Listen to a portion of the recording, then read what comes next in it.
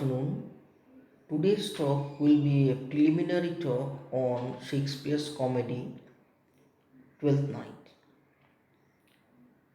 The title Twelfth Night is most likely a reference to the celebration of the Feast of Epiphany, which occurs the 12th night after Christmas, that is on January 6th. In the Christian Church, the Epiphany is the final night of the celebration of the Christmas season. On this night, the celebration centers on the three wise men who journey to find Jesus and present to him gifts of gold, myrrh, and frankincense. However, in the age of Shakespeare, this religious celebration was also part of a cultural tradition. In the same way, the Easter bunny is a cultural tradition during Easter, which is a religious celebration of sorts of the resurrection of Christ. When Shakespeare was writing his play, the Feast of Epiphany or Twelfth Night was celebrated in secular society as the Feast of Fools. The celebration involved some form of a very powerful reversal of roles, usually social roles or roles in apparent social power structures between people in authority and their subordinates. Everyday rules and procedures were changed or abandoned at this time.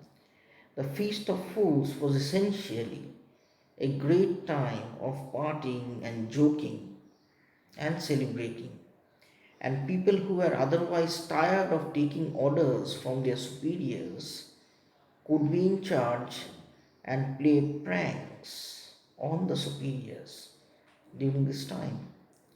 The celebration of role reversal and the drinking and the playing that accompanied it is very important to the action of Shakespeare's Twelfth Night. Interestingly, the second part of the play's title, which is What You Will, is a wonderful play on the name of the author, William Shakespeare. In addition, it indicates that the play is not a religious pageant but is open to interpretation. It is as if Shakespeare says with deep seriousness, here is a play titled Twelfth Night, and then he immediately changes his tone in a light, flippant way to say, or whatever you wish, or however way you feel, you can interpret it. The second part of the title also helps us understand the play in some sense, because it is defined by mistaken identities, gender switches, disguises, love at first sight, pranks, and pranks as well as loyalty, reunion of siblings, and marriage. The plot of the play is quite similar to an Italian play of the same type called Gilignati. In that play, a brother and sister are parted by a twist of fate, but they eventually find each other. In the play, the sister disguises herself as a male page at the court of a count. The count asks his page to be his ambassador to a disdainful woman who falls in love with the sister who is disguised as a male page. Eventually, the brother arrives on the scene and the woman transfers her affection to the brother. This was the original play. However, Shakespeare departs from it in some significant points. He takes this basic outline and fills it with great language, humor, and some memorable characters. Another key component of the play is the theme of mistaken affection. Orsino, the Duke of Illyria, is mistaken in his love for Olivia.